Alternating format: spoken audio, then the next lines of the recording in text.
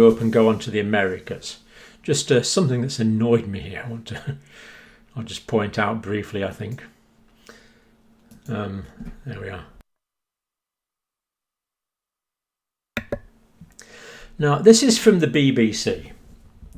Coronavirus vaccine frontrunner, China already inoculating workers.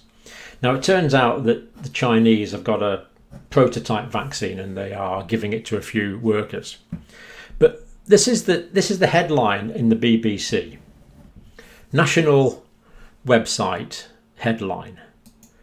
And it's just incredible that they are saying that people are being inoculated with a vaccine. So, the verb to give a vaccine is to inoculate. It's wrong. It is inaccurate. An inoculation means to give live organisms. So if I stab myself with a dirty needle and there's hepatitis B virus on it, that is an inoculation injury.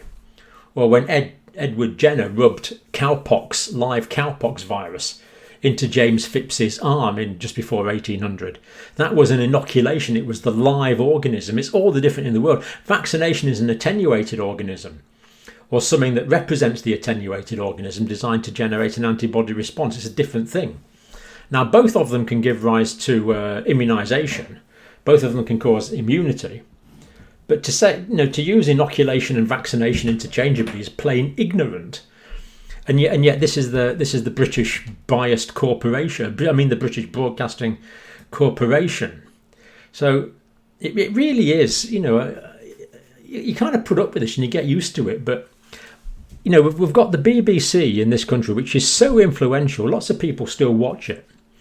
And as far as I know, none of the journalists reporting on this crisis are nurses, doctors, pharmacists, physiotherapists, anything like that. They're all journalists and they simply don't know the medicine, and you can tell they don't know it. It's just incredible. Why are we not being taught about the vaccine or the pandemic in any way on all our national outlets by people that actually know what they're talking about?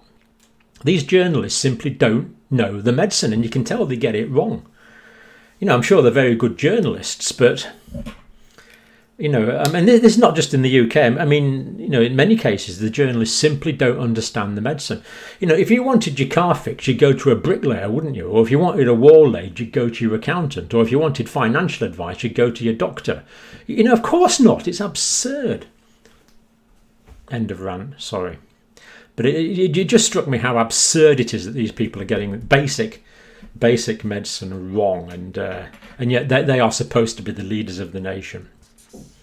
Right, Spain, as we saw, we didn't see, but we do know Spain has got greatly increasing cases. Or did we see Spain? Yes, we did see Spain, didn't we? Let's just remind ourselves. We saw the greatly increasing cases in Spain. Basically back up to where it was, unfortunately. So school children aged 6 and over must wear masks to class now. So it looks like Spain have been identifying school children as infection drivers, which is interesting. But basically in Spain, France, I'd have to say, it looks like spread is now out of control in these countries. And it looks like it's going to carry on exponentially increasing as it has been done over the past few weeks. So